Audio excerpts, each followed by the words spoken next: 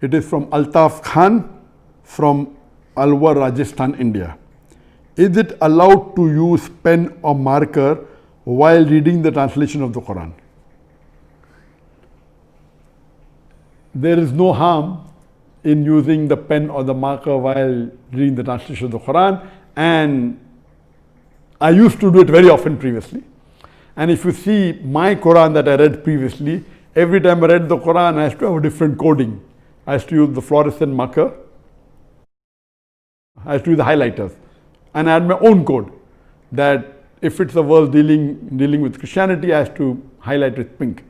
If it's dealing with the non-Muslims, the other non-Muslims is to be blue. With the Hindus, is to be orange. Scientific, a different color. Dealing with Muslims, green color. So my Quran was technicolor, like a rainbow color. And I finished the Quran, then I read second time. So then I realized that all the verses are important. Then literally almost all the verses are highlighted. So the previous, if you see the copies of the Quran which I used to read previously, 20 years back, all were. Now I take a fresh Quran and I mark when required, not always, because I've read the Quran so many times. So previously I used to take, so using a pen or a marker pen, there's no problem. Somebody say, oh, you're insulting the Quran. Not at all.